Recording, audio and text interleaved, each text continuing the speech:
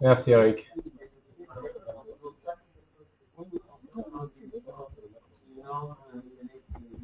La résolution, c'est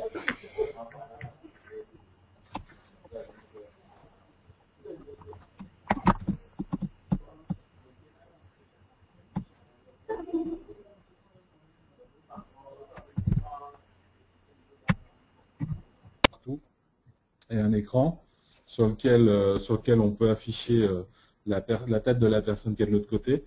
Et les capacités que vont offrir des robots comme ça par rapport à une simple visio, c'est la capacité de mouvement. C'est-à-dire que sur un robot comme ça, je vais voir si je peux... Est-ce que je peux montrer une fenêtre de mon... désigner un autre participant? Normalement, oui. En appuyant sur Ouais, Show c'est My ça, Screen. oui. On va voir votre écran pour cliquer OK. Est-ce que là, vous voyez quoi là? Vous voyez tout mon écran? Non, là, on voit toi en grand sur l'écran. C'est tout, vous voyez rien d'autre. Ah, maintenant, on voit la page de Lamine, je crois. Oui, je crois aussi. Ah Je Ah vais, non, c'est ton compte mail, Jérémy. C'est mon Gmail, OK, bon, Oui. parfait. Alors là, vous voyez, je vais me connecter à un robot pour vous donner un exemple. Je ne sais pas si ça va être très bien parce que on est quand même, on n'a pas des connexions dingues. Hop. Mais en fait, là, je suis en train de me connecter au robot qui est juste là.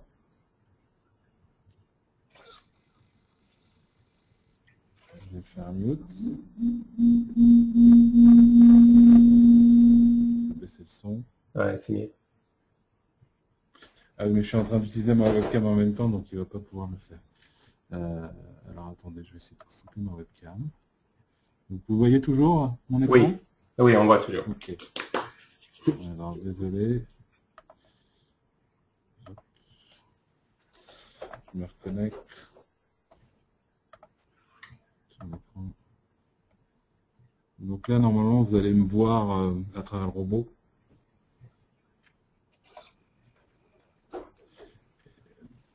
Et donc là, vous êtes censé voir ce que voit le robot. Vous le voyez? Effectivement, on le voit. Donc là, avec les flèches de ma souris, je vais pouvoir me déplacer.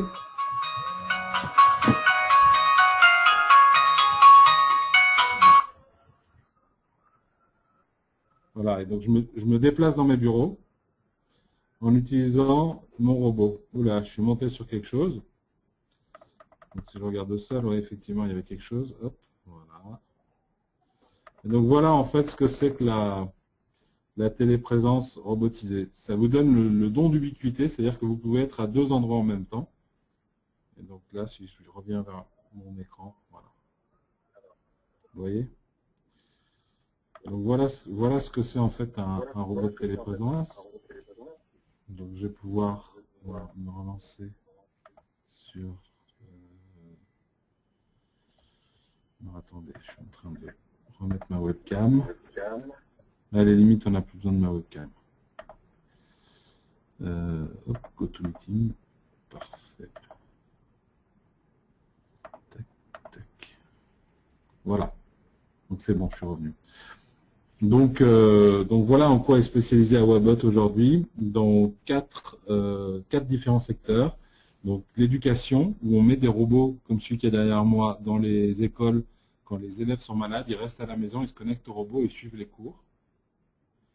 On a aussi dans le secteur de la santé, pour les personnes qui sont hospitalisées à domicile, on met des robots chez les gens, mais les médecins peuvent se connecter au robot et suivre le patient et lui faire une consultation. On a le milieu de l'entreprise, qui à mon avis est intéressant en Afrique, c'est de dire on peut faire du télétravail depuis n'importe où dans le monde avec un robot. Et il y a des entreprises américaines aujourd'hui qui embauchent des gens qui sont n'importe où dans le monde et qui peuvent, grâce au robot, se balader dans leur bureau qui est en Californie, tout en restant dans leur pays. Le dernier axe porteur pour nous, c'est l'événement et la culture, disant, par exemple, en mars, vous avez le salon de la robotique à Lyon qui s'appelle InnoRobot, et vous allez être capable de visiter ce salon à travers les robots de téléprésence. C'est-à-dire que vous allez acheter votre place, et il y aura des robots à la location qui sont disposés dans le salon, et vous allez pouvoir faire comme ce que je viens de faire dans mon bureau, mais visiter le salon, parler avec les gens, échanger. Et la même chose qu'on veut faire dans les musées. Donc vous allez pouvoir visiter un musée à Paris ou à New York sans quitter votre maison grâce à ces robots de téléprésence. Donc voilà aujourd'hui ce que fait Robot. Génial. En tout cas, merci pour cette démonstration très pratique. Et effectivement, ça nous donne une très bonne visibilité sur tout ce qu'il y a à faire et tout ce que nous pouvons faire. Donc, sans plus tarder, je vais passer la main à Cédric Atangana, qui est notre Google champion du Cameroun et qui est aussi un expert en robotique. Cédric, je t'en prie. Je vais te laisser d'ailleurs devenir être le présenteur. Je coupe ma webcam. Pardon? Je coupe ma webcam, c'est Jérémy. D'accord. Cédric, tu nous entends? Cédric, est-ce que tu es là? Alors il parle sur le chat, non? Allô?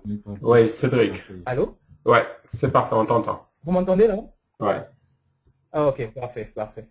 Alors, moi c'est Cédric Katangana, je suis élève ingénieur en robotique humanoïde à Polytech Marseille. Je suis aussi Google Developer Group Champion pour le Cameroun. Donc, je m'occupe de l'expansion des GDG au Cameroun. Et je suis fondateur de Infinity Space Robotics, qui est une start-up basée aujourd'hui dans 4 pays, notamment la France, la Suisse, le Kenya et le Cameroun, spécialisée sur les réseaux de télécom, le paiement mobile et la robotique. Donc voilà. Je ne sais pas s'il faudra que j'en dise plus, mais bon, je pense qu'on aura un peu plus de temps pour ça. Oui, non, on peut faire une dissertation sur chacune des activités que tu as citées. Donc, c'est un très bon début. Donc, d'accord. Voilà, sans plus tarder, je vais entrer dans le débat par rapport à la robotique. J'ouvre une toute petite parenthèse qui intéressera souvent l'audience. Parmi nous, il y a M. Lau qui a ouvert une école qui est, je pense, liée à la robotique au Nebraska. Et il est d'origine sénégalaise et il est professeur de l'université du Nebraska. Un projet très intéressant qui s'appelle Saine École. Je pense qu'à travers les questions-réponses, il va nous en dire plus. Donc,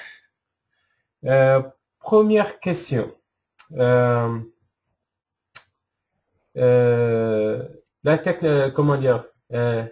technologie en Afrique, la robotique en particulier, est-ce une industrie qui est réservée simplement pour l'élite ou est-ce que ça peut être utile à la classe moyenne ou à l'Africain, peu importe son niveau financier? Qui aimerait bien répondre à cette question? Je pense que peut-être Benjamin est bien placé pour y répondre. Oui? Non? Benjamin?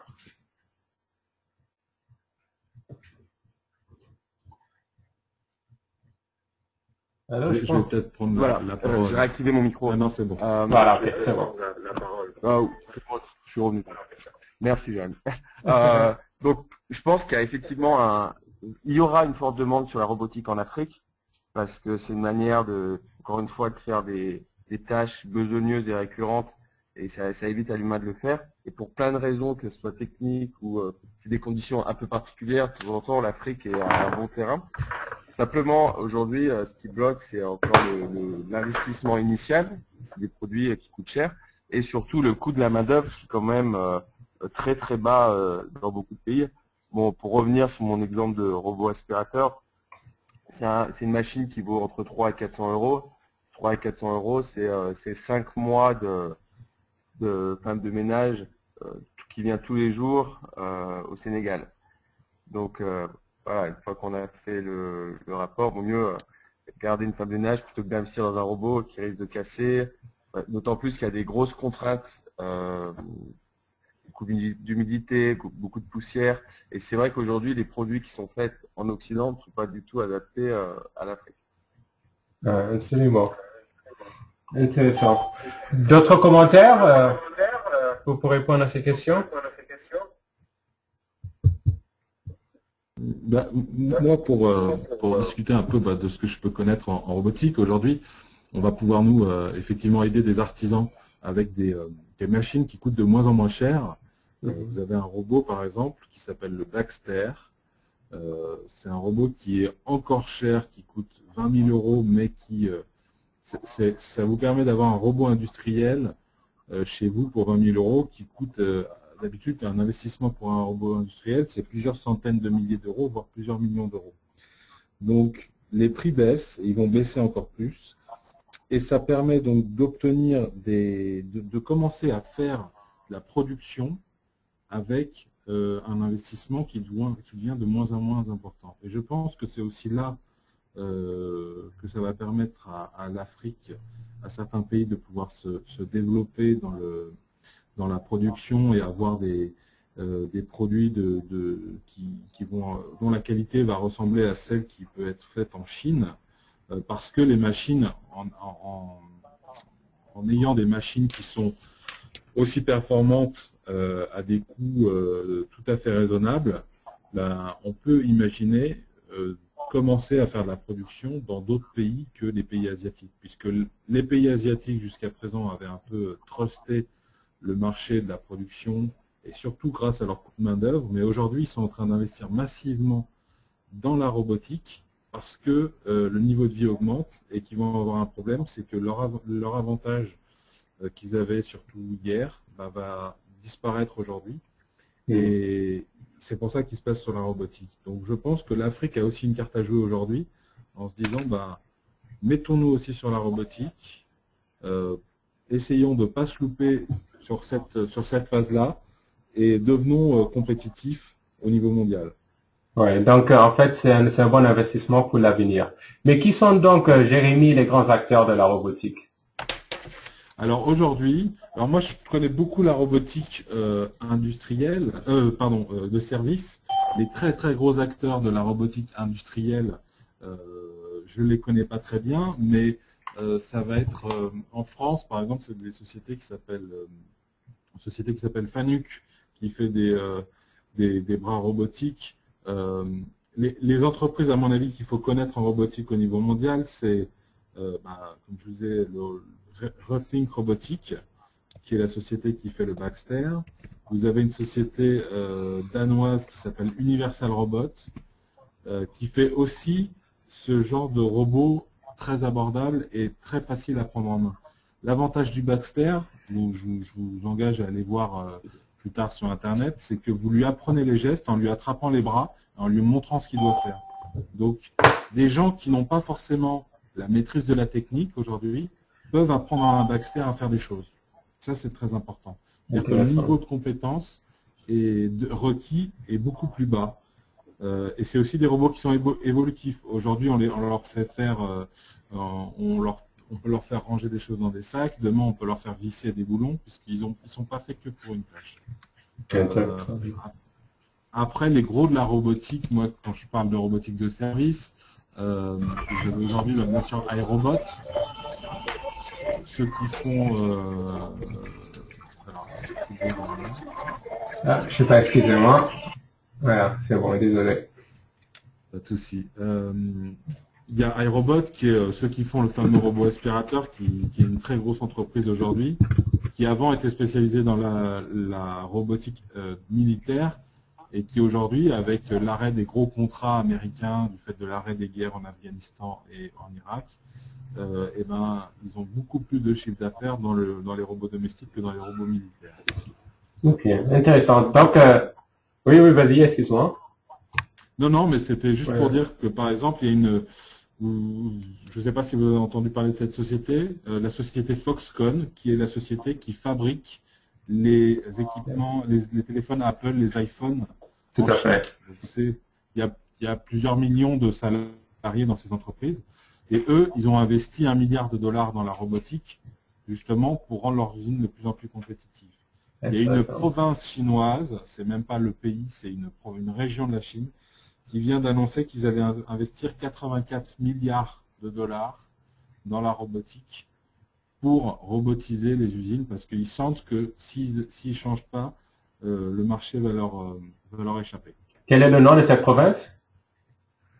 Pardon? Quel est le nom de cette province?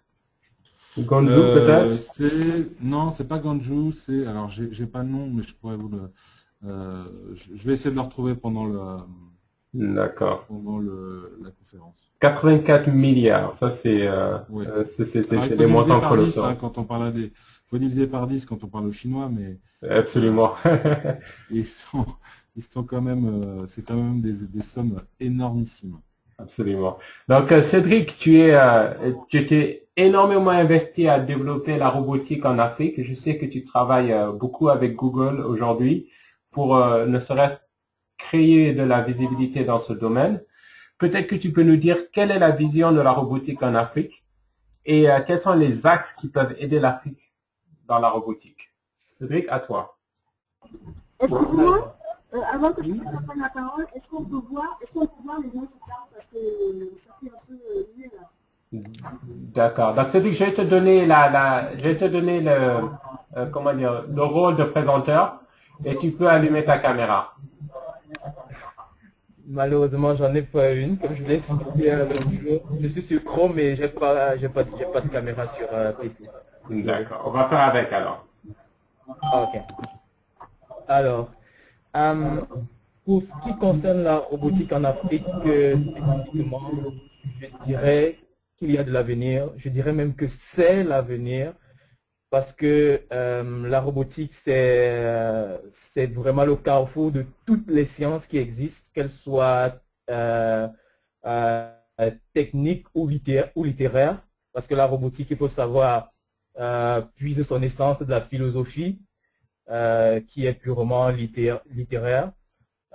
Ensuite, nous avons l'informatique, l'électronique et la mécanique. C'est vraiment le carrefour des sciences. Et je pense que l'Afrique n'est pas si en marge que ça sur le plan, sur tout ce qui est informatique, parce que la dématérialisation de la technologie à travers l'informatique a rendu possible beaucoup d'applications en Afrique.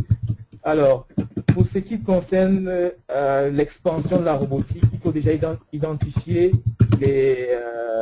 les applications précises. Qu'est-ce qu'on peut développer en Afrique et qui pourrait contribuer à l'émergence de ce continent. Je reprendrai justement l'exemple sur moi.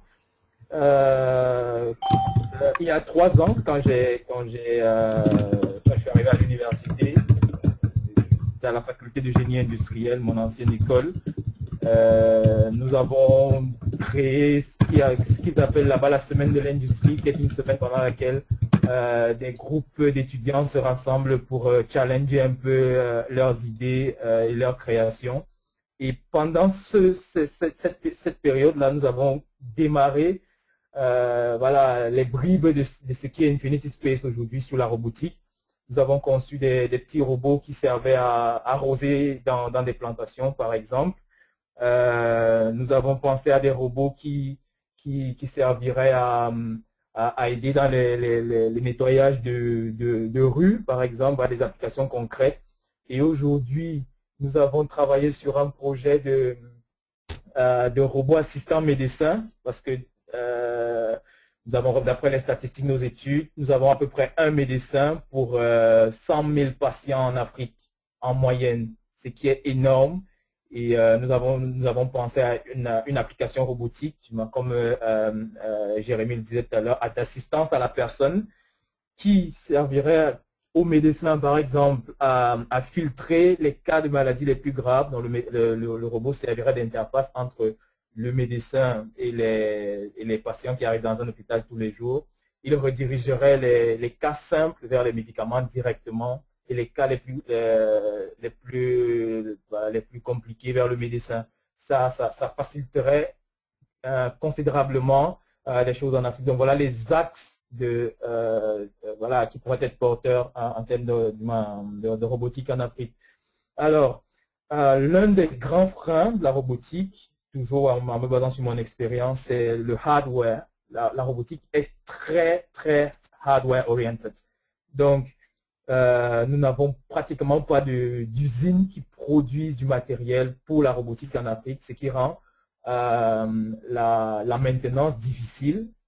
Donc, si jamais il sera question pour une entreprise, une école ou un particulier d'acheter un robot, que ce soit domestique ou industriel, la question de la maintenance se posera. Il faudra tout le temps soit dépêcher un ingénieur des États-Unis, de la Chine, de la France, n'importe où, pour venir faire la réparation. Donc ça, c'est un gros problème. Et en plus, les pièces, on les retrouve pas sur place.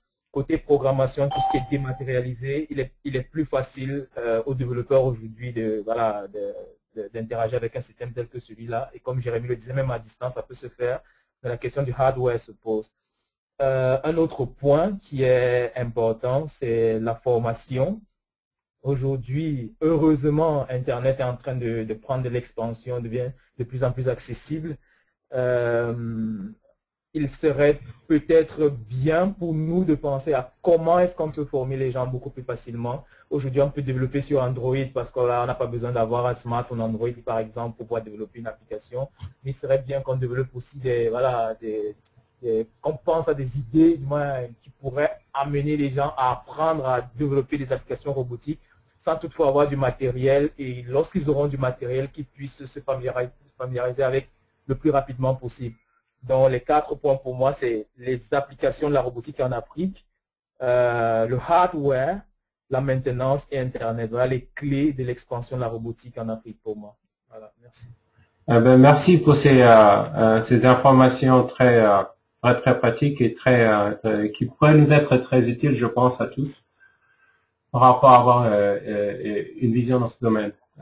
Et dans la même lancée, je vais inviter Benjamin qui est une fois de plus très bien informé par la robotique, mais qui est aussi un entrepreneur et qui a, à travers sa carrière, construit de nombreux projets et qui connaît très bien l'Afrique aussi. Alors, il est basé aujourd'hui au Sénégal et il pourra peut-être nous dire comment, en tant qu'Africain ou en tant que résident en Afrique, dans le cas où j'ai envie de me lancer dans la robotique, par où est-ce que je peux bien commencer? Donc Ben, à toi.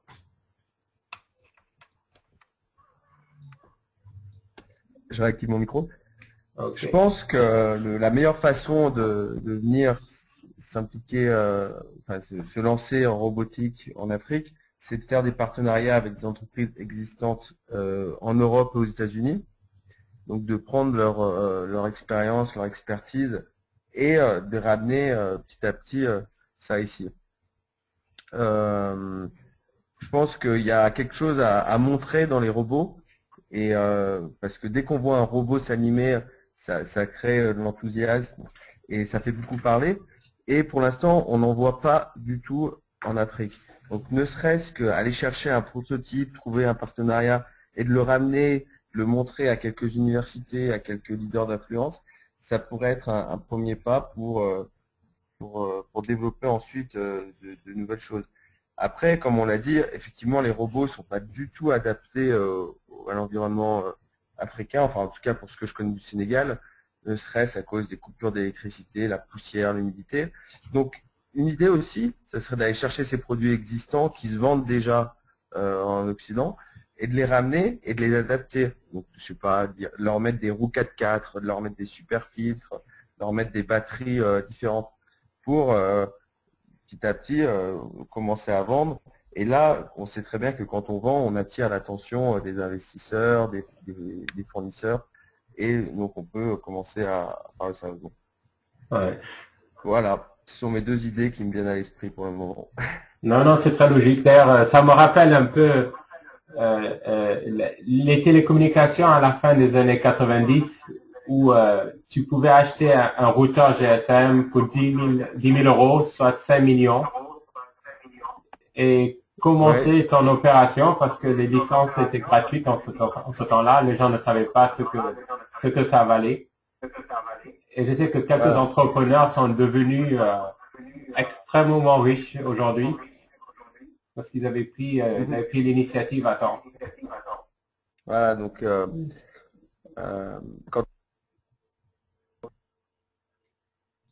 quand on est le premier, c'est toujours plus facile après. Et on peut être le premier simplement en montant des prototypes. On n'est pas obligé de faire des gros investissements. Simplement en se positionnant et en montrant qu'est-ce qui existe à l'extérieur. Et c'est des pistes. Après, les idées viennent dans un deuxième temps. Les idées de développement. Voilà. Absolument. Et étant donné que nous avons parlé de l'aspect entrepreneur... Moi, je voulais... Oui, vas-y. Allô? Je pense que c'est très important ce que vient de dire Benjamin. Et c'est vous qui êtes en train de nous écouter, et puis je vais mettre la webcam, qui est en train de nous regarder. Sachez que effectivement, il y a eu des très belles success stories en Europe parce que les gens ont été les premiers. Et qu'aujourd'hui, les entreprises de robotique, pour elles ne pensent pas qu'il y a un marché en Europe, en Afrique. C'est pas leur objectif. Donc, à mon avis, il y a des contrats à récupérer auprès de ces gens qui n'engagent en rien, puisqu'ils attendent rien, pour pouvoir distribuer du robotique.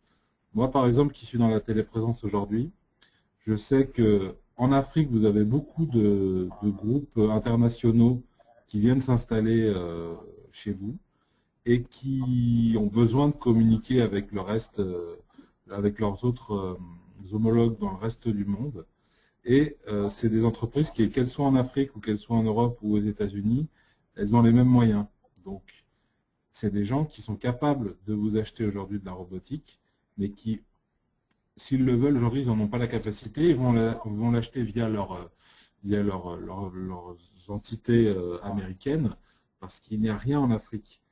Donc, c'est important de regarder ce qui marche bien en Europe, aux États-Unis, et de se dire pourquoi je vais pas contacter les fabricants de ces robots-là pour leur dire bah, écoutez, moi je veux bien m'occuper de ça en Afrique. Donc si vous voulez que je m'en occupe, aidez-moi. Et sincèrement, je pense qu'il y a un marché derrière tout ça. Je suis d'accord avec toi, Jérémy. Et d'ailleurs, avant d'entrer dans les questions-réponses, parce que nous voulons surtout entendre les avis et les opinions de tout un chacun, je vais poser une dernière question à notre ami Cédric, qui est développeur, parce que à la fin de la journée, notre communauté est formée principalement de développeurs. Et donc, en tant que développeur, quelles sont les notions à intégrer? Quels sont les types de solutions disponibles à mon niveau, étant donné que voilà, je suis en Afrique et je suis intéressé par la robotique? Cédric, à toi. Alors, ok. Alors, déjà sur le plan purement logiciel, moi, tu prends l'exemple sur moi, j'ai développé des robots avec les technologies National Instruments, où on a travaillé avec LabVIEW. Pour ceux qui connaissent, c'est un environnement de développement très simple à prendre en main, qui vous permet de rassembler des blocs entre eux et pouvoir résoudre un problème, d'avoir juste un petit capteur ultrasonore pour mesurer une distance et exécuter une action avec un petit moteur. Ça sont des plateformes vraiment intuitives et normalement les logiciels sont disponibles en ligne et téléchargeables gratuitement, par exemple. Ça, c'est une plateforme. La seconde qui est la plus... Wow, et c'est gratuit en plus. Chacun des développeurs qui nous écoute, voilà. Chacun des développeurs qui nous écoute a déjà au moins manipulé ça, c'est Android. Android permet aussi de faire de la robotique. Nous avons sur Android ce qu'ils appellent, il y a un kit qui s'appelle Android IOI. C'est un tout petit module qu'on connecte à un smartphone Android par USB qui nous permet de piloter des moteurs, récupérer des données à travers un capteur. Donc, pour ceux qui veulent se lancer dans la robotique, la plateforme la plus simple et la plus accessible que je recommanderais, c'est démarrer par Android, regarder ce qui tourne autour. Nous n'avons certainement pas beaucoup de matériel disponible pour pouvoir voilà, se lancer sur les plateformes compliquées. Donc Android, tout le monde a un smartphone aujourd'hui, ça prend de l'expansion en Afrique. Donc voilà, ce sont des pistes à explorer.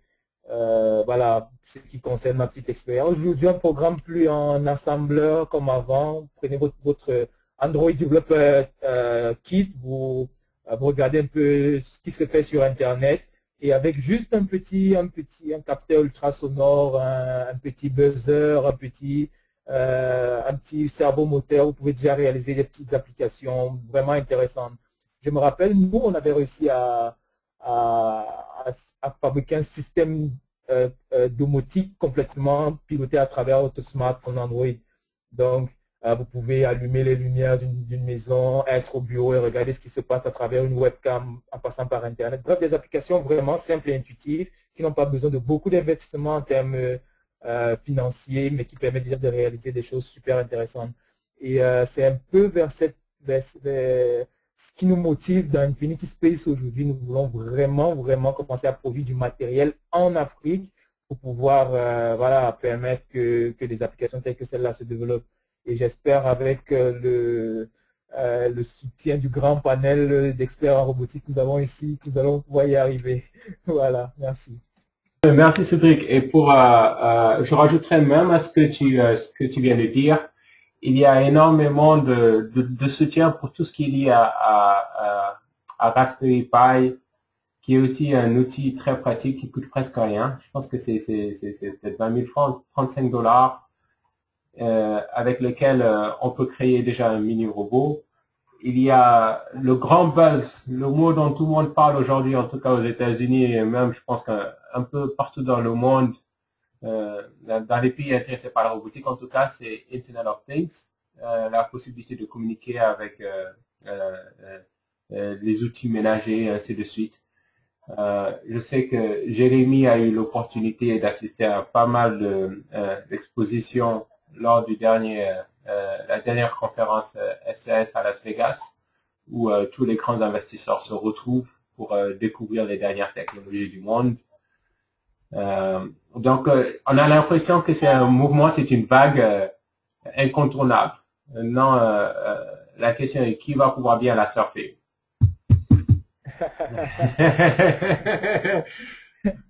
Pas mal comme ça. Lamine, on est sur la bonne planche. Je pense qu'on y arrivera.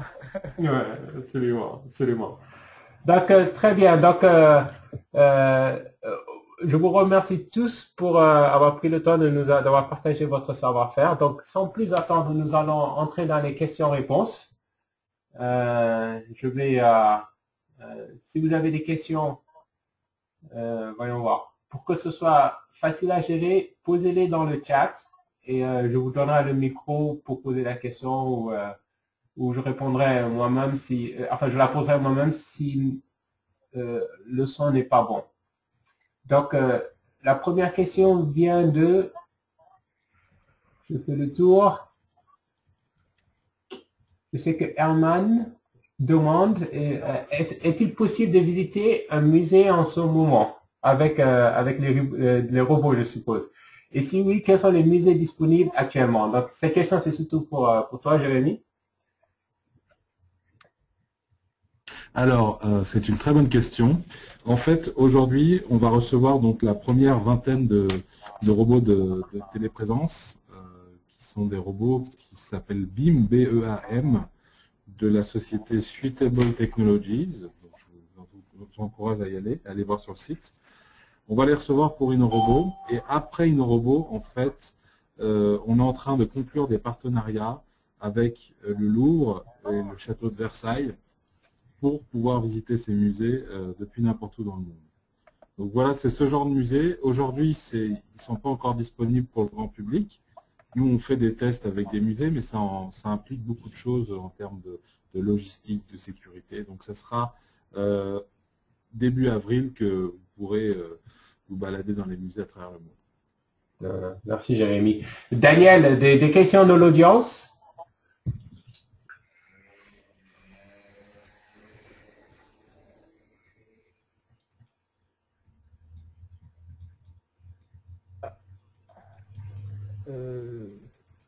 Oui, Daniel? Je pense qu'elle met le micro. Oui, on m'a posé une question là. Ok.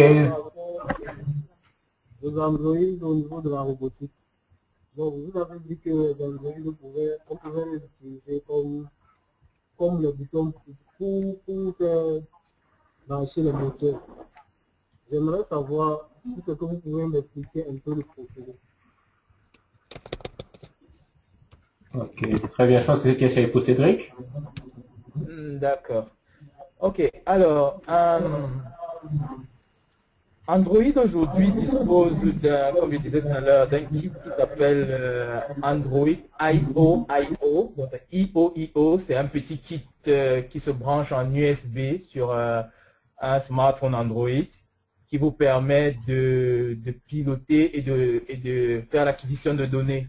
Donc, ce qui se passe, ce petit module-là récupérera les informations que vous allez fera l'acquisition de données de vos capteurs et les enverra à votre smartphone Android. Et là, vous aurez juste à développer une application qui tournera sur Android et qui va interpréter ces données-là. Et vous, à votre tour, vous pourrez piloter, justement, envoyer une information sur ce kit-là qui, lui, pilotera un moteur connecté dessus. Donc, vous pouvez fabriquer un petit robot qui aura un smartphone Android comme microprocesseur, pour le dire par abus de langage comme ça. Donc, pas besoin d'avoir à programmer un microcontrôleur ou une carte vraiment spéciale. Prenez votre smartphone qui a suffisamment de mémoire pour pouvoir gérer tout ce qui peut venir des capteurs et pouvoir piloter des moteurs. Donc, c'est aussi simple que ça. Vous avez un smartphone, votre carte Android IO et 2-3 moteurs et 2-3 capteurs et le tour. Je pense qu'on aura l'occasion d'en faire pour les unités ISO. Il coûte combien ce moteur? Il coûte combien? Alors le kit Android IO, si je ne me trompe pas,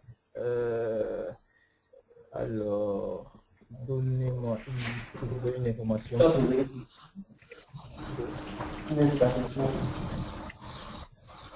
Alors, le kit Android IO, il coûte à peu près $50.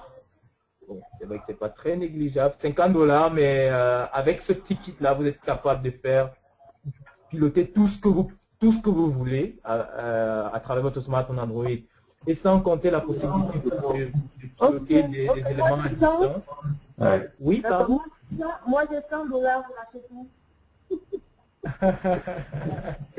Alors, le Android IO, il suffit d'aller sur Amazon, aller sur amazon.com et vous pourrez le trouver là-bas à $50 et peut-être moins. Et maintenant, La base virale VPN. Allô? Voilà. Et après, vous pourrez juste gérer au niveau de la logistique. C'est ça le point le plus difficile en Afrique en ce moment. Pour acheter du matériel vraiment moins cher, mais pour pouvoir le recevoir, ce sera beaucoup plus difficile. Ouais. Mais c'est disponible à $50.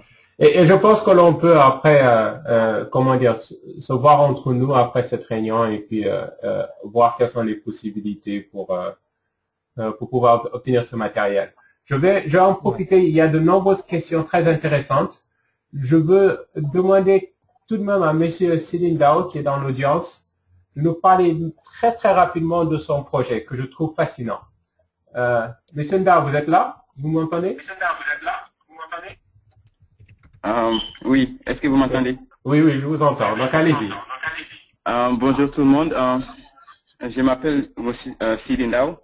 En fait, comme Lamine l'a dit, je suis d'origine sénégalaise, mais en fait, qui est un pays francophone, mais en fait, je m'exprime mieux en anglais. Bon, si c'est possible, j'aimerais bien le faire en anglais. Bon, si c'est pas possible, bon, quand même, je vais me débrouiller en français. Restez dans le français, c'est pas grave, mais ne vous inquiétez pas des erreurs d'orthographe. Oh, vous allez en entendre trop, en fait, parce que j'ai vécu trop longtemps aux États-Unis, j'ai quitté le Sénégal très tôt. Bon, quand même, je vais me débrouiller, ok, d'accord. Okay. Bon, je suis en fait professeur à l'université de Nebraska-Lincoln en génie mécanique et matériaux. Bon, j'ai fait mon doctorat dans une école qui s'appelle l'école polytechnique Rensselaer Polytechnic Institute. Et je suis allé à MIT pour faire mon postdoc. Et puis, je suis allé à l'université de Nebraska. Bon, pour faire une petite publicité, j'ai créé une organisation qui s'appelle senecol.com. Senecol, vous pouvez aller dans le site que je suis en train de taper. Est-ce que vous le voyez? Présenteur pour que vous puissiez partager votre écran. Voilà. D'accord. Bon. Ok, d'accord, je vais essayer. Ou alors parlez simplement et puis je vais le faire moi-même. Ok, d'accord. Bon, Senecol, l'objectif de Senecol, c'est à peu près de vulgariser la science, les STEM, ce qui veut dire la science, la technologie, l'ingénierie et la mathématique en Afrique. C'est la raison dont je me suis lancé sur ce projet et que je crois fondamentalement que l'Afrique ne peut se développer qu'à partir de la technologie et de l'ingénierie. Et c'est une chose que je crois que nos gouvernements et nos populations doivent vraiment y travailler. Bon, pour aider sur ce sens, on a créé une organisation qui s'appelle Senecol, dont l'objectif est de promouvoir ou de vulgariser la science, l'ingénierie. Et comme Cédric l'avait dit plus tôt, la robotique englobe en fait beaucoup de domaines scientifiques comme le coding, programming ou bien les mathématiques ou bien la mécanique et l'électricité. En fait, la robotique devient une plateforme qui peut permettre aux gens d'apprendre ou bien de se familiariser et d'avoir un intérêt sur la science et la technologie. Bon, comment on fait cela? Bon, on a plusieurs programmes. L'un des programmes, c'est qu'on appelle le Summer Robotics. Le Summer Robotics, c'est 2 semaines de camp. Je ne sais pas comment dire un camp en français. Bon, deux semaines de camp. De camp, d'accord. Là où on apprend aux enfants qui peuvent être âgés de 9 ans jusqu'à 18 ans comment créer des robots. Bon, les robots, ce seront comment créer les robots ou bien comment les manipuler. Tu vois? Et à travers ce programme, ils vont apprendre comment programmer les robots, et comment les mettre, et comment utiliser les 3D printers, et comment programmer les boards Arduino. Bon, en fait, toujours pour faire une petite publicité, nous sommes toujours en train de trouver des sponsors puisque c'est pas très facile, c'est un petit peu cher pour tous pour les enfants pour payer les camps. Bon, nous sommes en train de chercher des sponsors pour que on puisse rendre les cours free, alors qu'ils vont pas payer. D'accord? Bon, c'est l'un des programmes qu'on est en train de préparer pour c'est gratuit, exactement. C'est l'un des programmes qu'on est en train de préparer pour ces vacances. Et l'autre programme, c'est ce qu'on appelle les robotic competition. Ce sera à l'image de ce qu'on a ici aux États-Unis qui s'appelle the US First.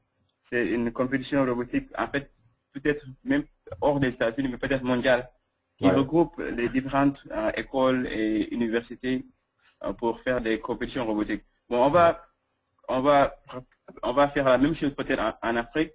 Et bon, la seule différence serait que il y a 2 différences. La première différence, c'est que les thèmes seront plus, comment dire, associés aux réalités africaines.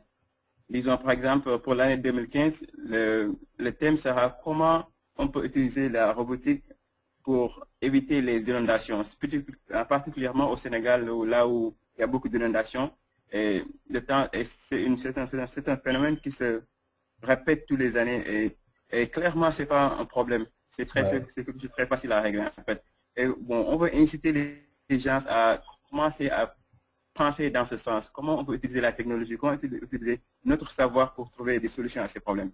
Bon, ça c'est ce qu'on va faire en 2015. Et pour faciliter cela, on est en train, à travers ce programme, je suis en train de développer des robots qui seront low cost. Par low cost, je veux dire, c'est pas cher. Pas cher en fait, non, exactement. Ce seront basés sur Android et des parts qu'on peut 3D printer. Bon, on va mettre ces robots. Donc les impressions en 3 dimensions. Exactement, d'accord. On va mettre ces robots à la disponibilité des élèves au Sénégal, des écoles, et à des coûts moins chers, ou bien peut-être, depending on si on a des sponsors, on va les donner free. D'accord? Et ça va leur permettre de programmer. Bon, je voulais simplement conclure en disant que ces robots qu'on va créer à des prix moins chers ne seront pas des robots pour simplement jouer en fait. Ce sont des robots avec lesquels on peut apprendre vraiment comment programmer en C++, comment développer des systèmes mécaniques. Ce serait comparable à ce qu'on appelle le Mindstorm, mais moins cher et plus adapté à nos réalités sénégalaises. Bon, en gros, c'est ce qu'on est en train de faire. Et on espère bien que ça va avoir un impact très important dans la société africaine. Merci Lamine. Et je vous félicite pour cette initiative. Avec plaisir, Ndao. Merci pour ce partage. Donc, nous allons reprendre les questions. Nous n'avons plus beaucoup de temps qui nous reste. Voilà. Donc, Eric a posé une question très pertinente. Il veut savoir qui sont les entreprises qu'il faudrait contacter. Donc, attendez, je vais essayer de vous répéter la question. Eric, peut-être je te laisse poser la question toi-même.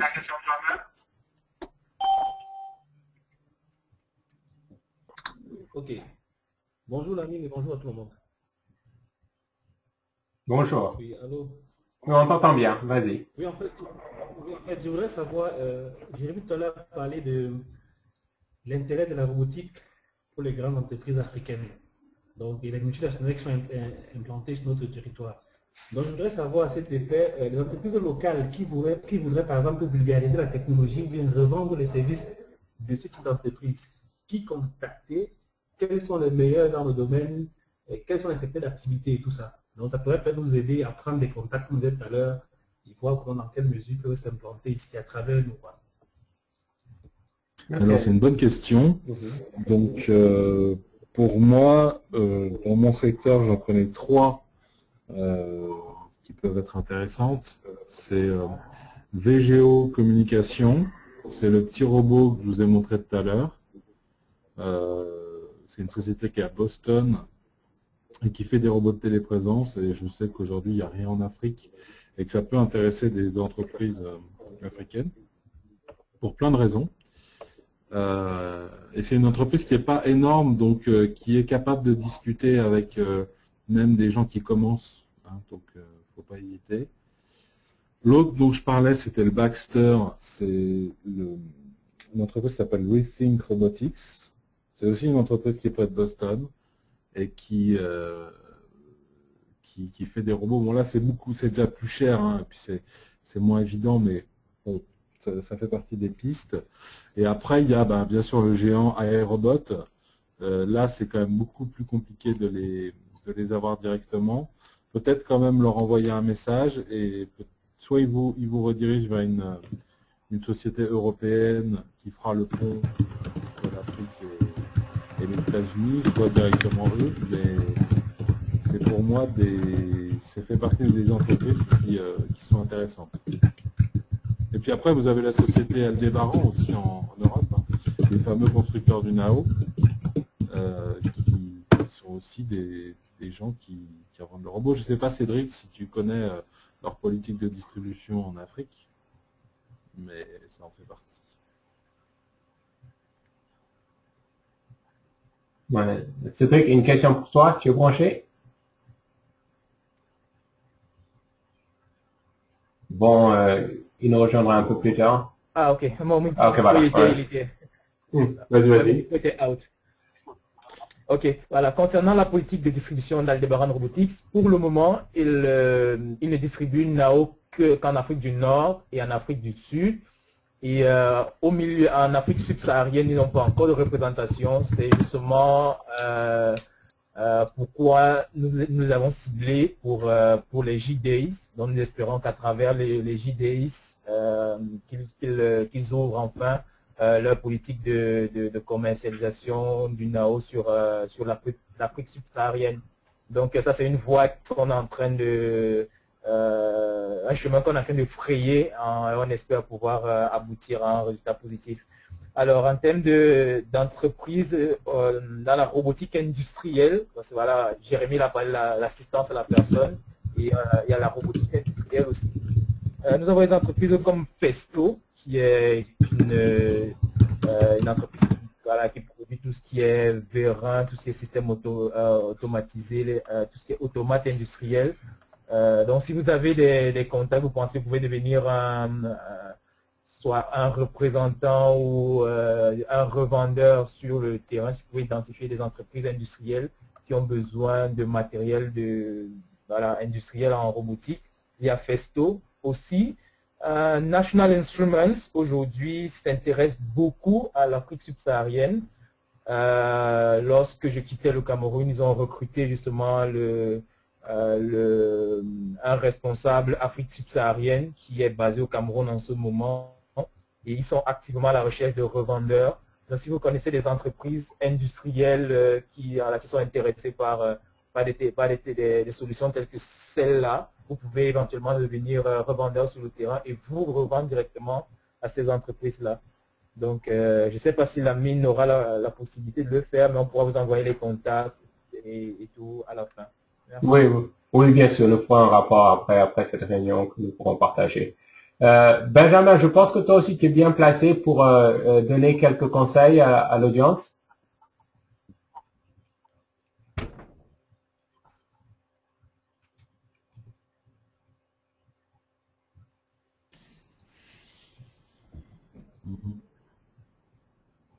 Allô? Benjamin? Bon, en attendant qu'il oui, se vous branche. m'entendez?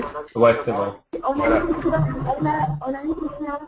D'accord. On laisse Benjamin répondre et puis on passe à la question de Douala. Moi, mon conseil, simplement, très rapidement,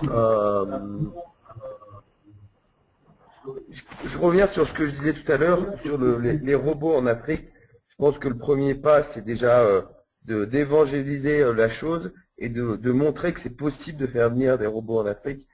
Et simplement en faisant venir des prototypes, je pense que ça serait déjà extraordinaire de voir un petit Nao quelque part à Dakar avec un partenariat. Et je pense que c'est la première pierre à quelque chose. Voilà.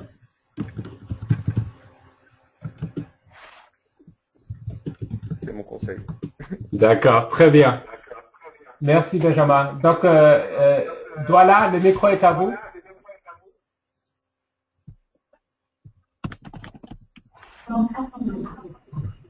On a une question. Oui, on vous écoute. Oui. Je suis Yvan Niemeux, ingénieur en 4e année à la faculté de génie industriel à l'Université de Douala au Cameroun. Enchanté. Je voudrais, oui. Ici, quand on parle de robotique, on voit beaucoup plus des petites applications pour le fun, juste pour s'amuser. Donc, est-ce que vous pouvez un peu mettre l'accent sur les applications de la robotique dans l'industrie? D'accord, très bien. Qui aimerait répondre à cette question? Je vous laisse choisir. Moi. Ok, je m'en doutais. Un petit peu. Alors, je peux. Aujourd'hui, la robotique, il faut voir, c'est des outils qui permettent d'apporter deux choses. Ils permettent d'apporter de la productivité, c'est-à-dire pour aller plus vite qu'un homme. Ils permettent aussi d'apporter de la précision. Donc c'est un peu sur ces deux facteurs qu'à mon avis il faut jouer en disant en Afrique j'ai de la main d'œuvre, mais est-ce que la main d'œuvre, est-ce que l'humain est capable d'accomplir toutes les tâches ou est-ce que j'ai besoin quand même de m'équiper de robots? Moi, par exemple, j'ai un de mes clients, un chocolatier qui utilise le Baxter, et ben le robot, on lui a fait reproduire exactement le geste du chocolatier, et maintenant le robot fait tout seul les chocolats. Ça peut être tout ce qui est un geste répétitif, ça peut être remplacé par un robot. Il peut y avoir des gestes un peu moins répétitifs avec de l'intelligence artificielle, mais là c'est tout de suite un peu plus complexe. Mais déjà, rien que remplacer ça par de remplacer des gestes répétitifs ou des gestes qui doivent être extrêmement précis par des robots, c'est important. Après, les applications industrielles, vous avez tout type de robots, des robots qui peuvent trier les déchets, des robots qui peuvent creuser, des robots qui peuvent, vous pouvez très bien avoir des robots qui traitent, qui analysent de l'eau, par exemple, c'est important aussi. Des robots qui vont se balader dans une zone avec différents capteurs pour faire une carte, je sais pas moi, d'un champ. De dire, je vais me balader dans le champ, je vais prendre plein d'informations et à la fin, ça va me donner une carte. C'est ce genre de choses. De nombreuses applications. Merci pour cette intervention, Jérémy. Axel, tu as une question? Axel Zéa? Elle nous avait sollicité pour une question. Oui, on t'écoute. Allô, Axel, on ne t'entend pas. On a une autre question ici à Douala. D'accord. Donc, Douala, en attendant qu'Axel arrive à régler son micro. Donc, allez-y. Ok, donc là, déjà, on parle de conception de robots en Afrique. Mais bon, je me dis que ça part de la maîtrise de l'électronique. Donc, si on n'a pas de solide base en électronique, du coup, vraiment, je ne vois pas comment est-ce que la conception de robots pourra se faire. Et sur le coup, je pense directement au module Arduino. Si vraiment on pouvait avoir, je ne sais pas comment dire, des TP assez pratiques sur l'électronique, là on pourra avoir une petite poussée pour la conception des robots. Donc moi ma question c'est comment s'approprier d'un module Arduino pour commencer par là d'abord. D'accord. Peut-être Cédric peut nous éclairer à ce niveau. C'est une très bonne question.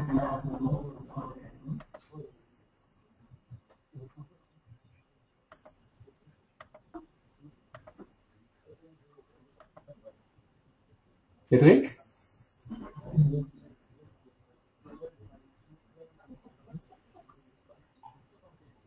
Ok. Non, mais je pense que c'est effectivement très intéressant de partir des modules comme Arduino et tout ça. Et vous avez énormément de communautés qui sont là pour vous aider, pour échanger sur les choses que vous avez faites sur les réseaux sociaux. Et nous, on travaille beaucoup sur Google+, parce que il y a des communautés Arduino, des communautés de hackers, de makers, de gens qui font l'impression 3D, qui montrent beaucoup de choses très simples qu'ils ont fait chez eux. Et à mon avis, ça peut faire partie des choses intéressantes. Autre chose, c'est de chercher, oui, effectivement, sur Internet des TP, des choses comme ça. Et à mon avis, ça va vous permettre déjà de commencer avec ces petits kits Arduino qui sont vraiment très sympas. Ouais, absolument. Absolument. D'accord. Donc, d'autres questions? Je pense qu'on peut prendre peut-être une ou deux questions de plus avant de clôturer cette réunion. Donc, allez-y. Ok. Oui, c'est quoi?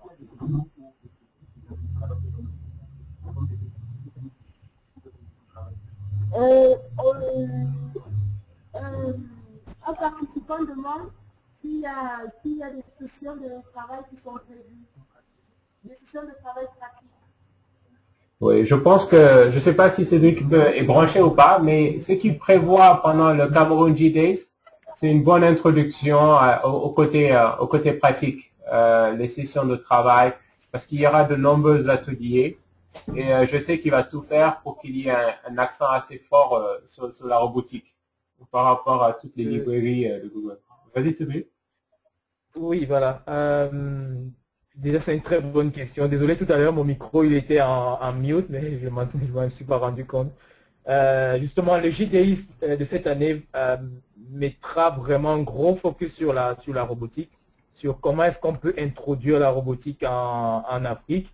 Et c'est vraiment dans la continuité de ce que nous sommes en train de faire actuellement, parce qu'avant de se lancer sur la pratique, il est question qu'on comprenne le fond de ce qu'on veut faire et où est-ce qu'on veut aller. Donc, merci Lamine d'avoir donné cette occasion-ci de pouvoir parler de la robotique. Et après, pendant le JDA, il sera vraiment le premier événement avec un focus aussi grand sur la robotique en Afrique. Et on espère pouvoir répandre le concept partout dans tous les pays d'Afrique. Donc oui, pendant les JDays, nous allons avoir des sessions pratiques en robotique et j'espère pouvoir, qu'on ait suffisamment de matériel. Vous avez parlé d'Arduino, j'espère pouvoir trouver suffisamment de sponsors avec l'aide de Lamine et des autres pour que ça devienne une réalité en Afrique. Voilà. Absolument. Donc, je vais poser la dernière question qui est, à mon avis, une question très pertinente. Oui, Oui. Lamine, j'ai une petite question. Vas-y. Je vais demander à Sylvie. Oui. J'ai entendu parler, il a parlé de, je n'ai pas retenu le nom de l'entreprise, ça devait être National Instruments, comme ça, qui est déjà présent au Cameroun. Puisqu'on a du mal à avoir du matériel ici pour démarrer le développement, est-ce qu'il serait possible qu'on voit avec eux dans quelle mesure ils pourraient fournir ou même commercialiser du matériel pour débuter en robotique? D'accord. Merci beaucoup Daniel. Justement, j'en parlais avec National Instruments hier exactement. Ce qu'ils attendraient de nous au Cameroun, c'est qu'on démontre réellement cette envie-là de découvrir, voilà, voilà, qu'on ressorte la limitation de matériel. Ce que je demanderai à Daniel de faire, c'est de passer l'information pour ceux qui sont intéressés par avoir des kits pour le démarrage, qu'ils fassent une liste avec nom, prénom, adresse mail et tout. Et nous allons passer l'information à National Instruments pour leur dire, OK, vous avez certes une représentation au Cameroun, mais il y a des gens qui ont besoin de matériel, qui ont besoin de travailler, de créer des choses, et je pense que ce sera suffisamment pertinent pour qu'ils ouvrent réellement un circuit de distribution de matériel du côté du Cameroun, et pas que, et sur toute l'Afrique, parce qu'aujourd'hui, leur cible principale, c'est les universités, et notamment les administrations d'universités, pas les étudiants eux-mêmes, et les entreprises. Donc si on peut avoir une communauté qui se monte autour de la robotique en Afrique en général, ça peut être des arguments suffisamment solides pour pouvoir les amener à ouvrir un circuit de distribution aux particuliers. Donc voilà, vous pouvez monter une liste et envoyer-la moi, et je discuterai avec eux encore mercredi, en espérant qu'ils soient là pour le JDays et qu'on puisse leur témoigner en live pendant l'événement. Ouais. Merci Daniel. Là, c'est une très bonne question, je suis d'accord. Et merci Cédric à toi aussi. Donc, je vais conclure avec une dernière question qui vient de Axel. Une excellente question, une question pour laquelle je vais même proposer un tour de table. Ce sera une bonne façon de finir cette réunion. Donc, la question qu'elle pose, c'est, elle aimerait savoir si l'émancipation des robots en Afrique n'aura pas un impact sur le mode de l'emploi. Et je vais rajouter à sa question le mode de l'emploi et l'industrie militaire. Moi, j'ai une réponse. Donc, vas-y. On va faire un tour de table rapide. Donc, vas-y, je t'en prie. Bah, Jérémy connaît cet argument, je crois, mais pas du tout. Au contraire, les grappes d'innovation technologique, ça fait que créer plus d'emplois. D'ailleurs, l'Europe s'en mord les doigts parce que ils ont cru que l'Internet allait tuer beaucoup d'emplois, enfin, surtout les technologies de l'information. Donc, ils n'ont pas beaucoup investi dans l'Internet. L'Europe a un peu loupé le coche et l'Amérique, à l'inverse, y a cru. Et on voit qu'aujourd'hui, les Google et toutes ces entreprises, les Facebook, ça crée des millions d'emplois et que c'est vraiment des grappes d'innovation technologique qui vont vers l'avant. Et croire que avoir peur du progrès, c'est aller à reculons, et au contraire, c'est pas faire du développement. Donc je pense qu'en Afrique, c'est un point qui sera très important à développer, parce que c'est vrai que les politiciens ont un rôle à jouer dans le business ici, et ils peuvent bloquer cette industrie s'il n'y croit pas. Parce que c'est vrai qu'on a l'impression qu'a priori, ça annule des emplois, en tout cas ça en détruit, parce qu'une machine va remplacer l'homme, mais au global, ça en crée. Voilà. Ok, super.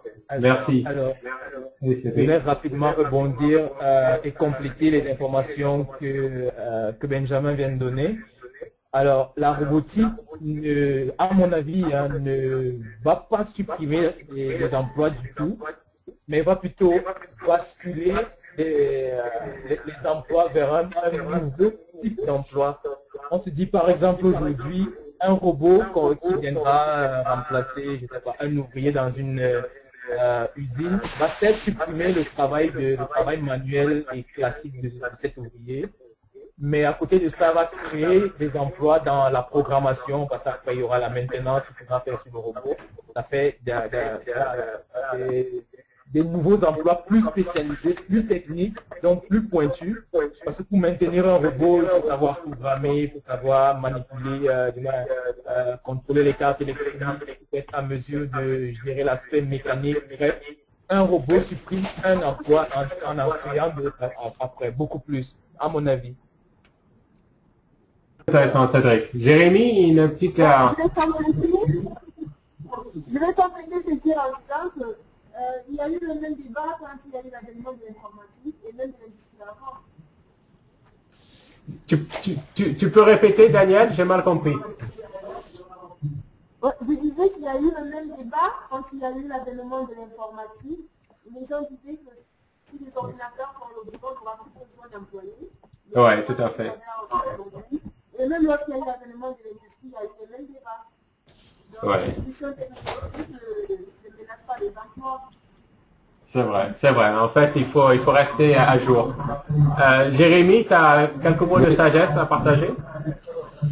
Alors, selon moi, ce qui est intéressant à retenir dans Mouche qu'on fait, c'est qu'effectivement, le but, c'est d'annuler la distance qu'il peut y avoir entre deux personnes grâce à de la téléprésence, et de dire que si demain vous êtes compétent et que vous avez envie de travailler dans votre pays, mais pour une entreprise qui se situe à l'extérieur du pays, vous pouvez le faire maintenant. Et le but, c'est vraiment, le problème que vous pouvez avoir, c'est la fuite des cerveaux en disant, si vous devenez trop bon, les gens, quand ils sont trop bons, en général, ils ont tendance à vite partir du pays et aller travailler là où on leur offre les meilleures conditions de salaire, etc. Alors que ça permet de travailler pour des gens qui ne sont pas dans le pays, tout en restant chez soi.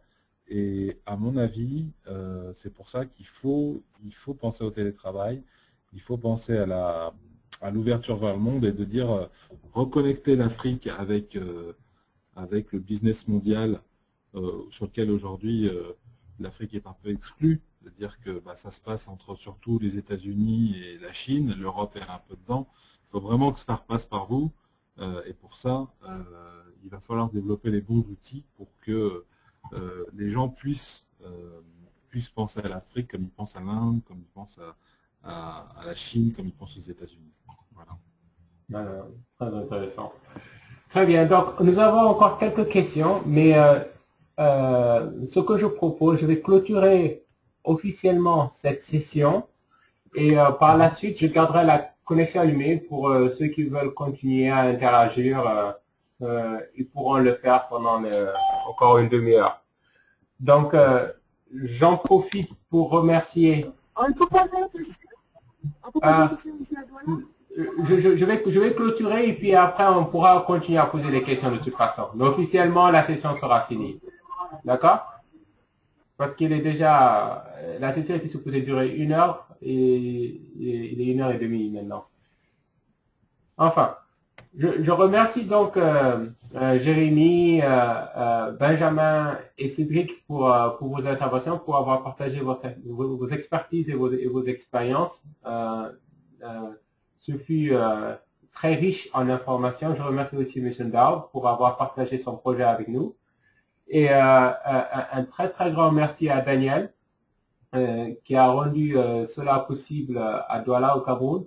Et finalement, un grand bravo à toute l'équipe, à toute l'audience qui est venue nombreuse. Nous avons booké complètement cet événement. Le prochain, nous allons devoir permettre à plus de participants de venir participer.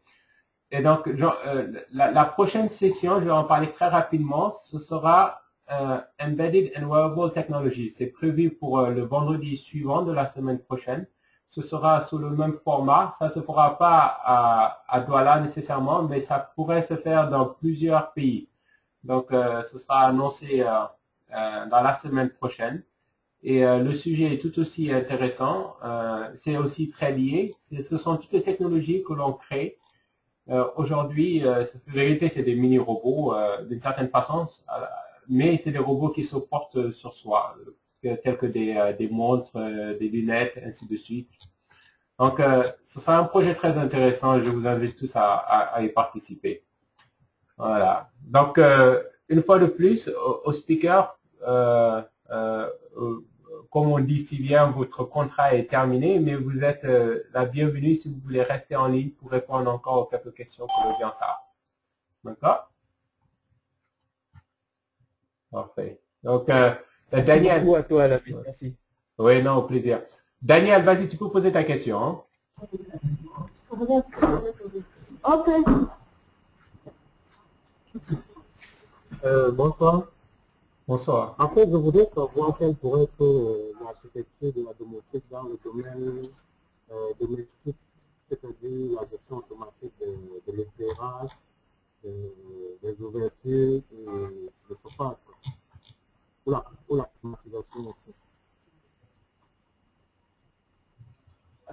Alors, qui va me répondre à cela? Je ne suis pas sûr que j'ai très bien compris. L'architecture de la robotique pour des applications en domotique, c'est ça? Je ne sais pas si j'ai bien compris. Peut-être qu'il faudra reposer la question. Peut-être. Quand tu parles d'architecture, comment est-ce que tu comprends? Allez-nous votre micro.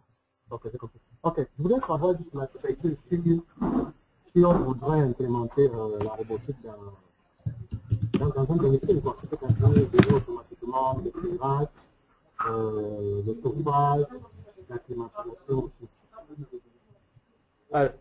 Ok. Alors, pour une application telle que celle-là, je pense que l'architecture est plutôt simple.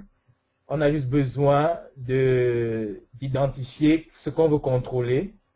Donc, si tu as dit contrôler la climatisation, contrôler l'ouverture des fenêtres et tout.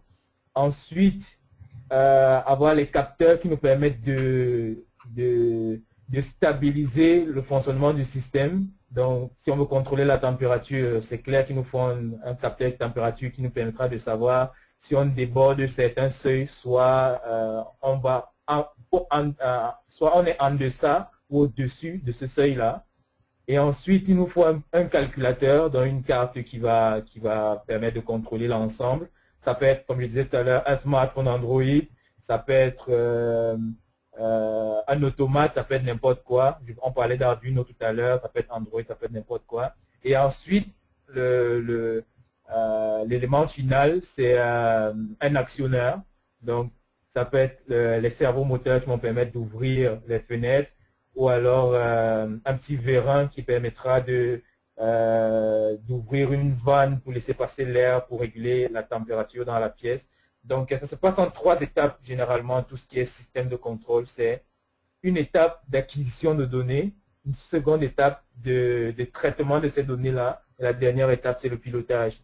Donc, maintenant, il faut savoir, il faut faire une étude vraiment précise sur le système qu'on veut mettre en place pour savoir quels sont les capteurs qu'on va utiliser ou quels sont les actionneurs qu'on va utiliser. Donc, voilà pour ma contribution. Juste un petit mot, il va falloir que je quitte la session.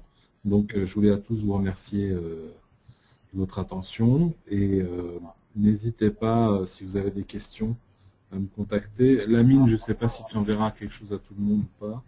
Je vais mettre mon adresse mail dans le chat déjà. Bonne idée. Et voilà, si vous avez des questions, n'hésitez pas, mais je suis vraiment désolé, il va falloir que je quitte la session. Et la session est enregistrée.